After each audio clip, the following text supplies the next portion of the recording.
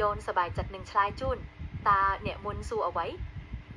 trong số mua là Facebook mà giờ này chập chả nó được máy chập khôi trong ỏi disable ban account khôi ỏi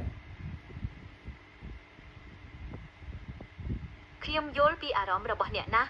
ការដែលគណនី Facebook របស់អ្នកត្រូវបានបិទដោយមិនបានដឹងមូលហេតុច្បាស់លាស់នោះពិតជាពិបាកចិត្តមែនតើ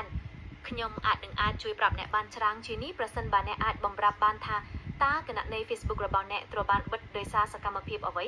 ព្រោះមូលហេតុនៃការបិទគណនី Facebook នាពេលថ្មីៗនេះមានច្រើនចំណុច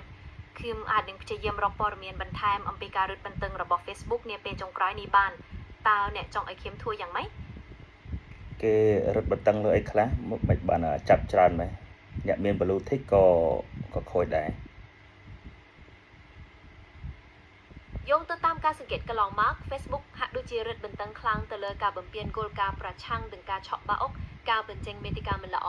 និងការប្រើប្រាស់គណនីមិនពិតជាដើមករណីរឹតបន្តឹងលើអ្នកមាន Blue Tick នេះអាចមកពីការផន់ច្រឡំនៃប្រព័ន្ធរបស់ពួកគេឬក៏អាចដោយសារតែការបំពេញគោលការណ៍មួយចំនួនដែលយើងអាចដឹងតើអ្នកយន្តឃើញយ៉ាងម៉េចបន្ទាប់បានដែលដឹងពីមូលហេតុទាំងនេះ bởi trong ọt blue thích vì khôi đá tại dân ai to và bạn ấy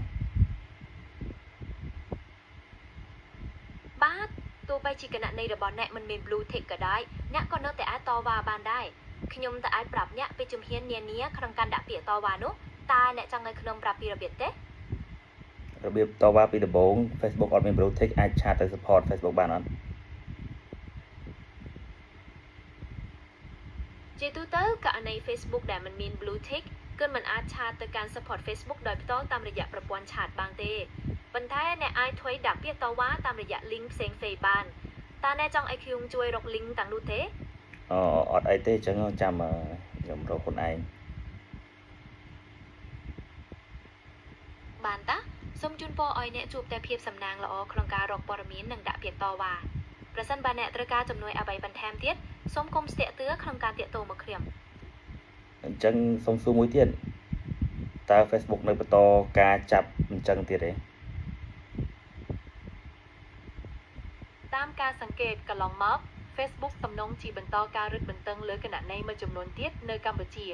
នេះអាចមកពីការអាប់ដេតគោលការណ៍ថ្មីៗឬក៏ដើម្បីបង្កើនប្រសិទ្ធភាពក្នុងការទប់ស្កាត់ការបំពានតើអ្នកចង់ដឹងពីមូលហេតុអ្វីផ្សេងទៀតទាក់ទងនឹងបញ្ហានេះ អត់អីទេអស់ចម្ងល់ហើយ Facebook ខ្ញុំខូចអីសែន ខ្ញុំសង្ឃឹមថាចម្លើយរបស់ខ្ញុំអាចជួយឲ្យអ្នកមិនបាត់ចំណន់ហើយទោះបីជាគណនី Facebook របស់អ្នកថៃបានបិទមែនទែនក៏ដោយក៏នៅតែមានលទ្ធភាពក្នុងការស្ដារឡើងវិញដែរប្រសិនបើអ្នកត្រូវការជំនួយអ្វីបន្ថែមទៀតក្នុងការស្ដារគណនី Facebook របស់អ្នកឡើងវិញសូមកុំស្ទាក់ទើក្នុងការតាក់ទងមកខ្ញុំ បាទអរគុណច្រើនអត់អីទេបាយបាយ មិនអីទេរីករាយដែលបានជួយបាយបាយ បាយ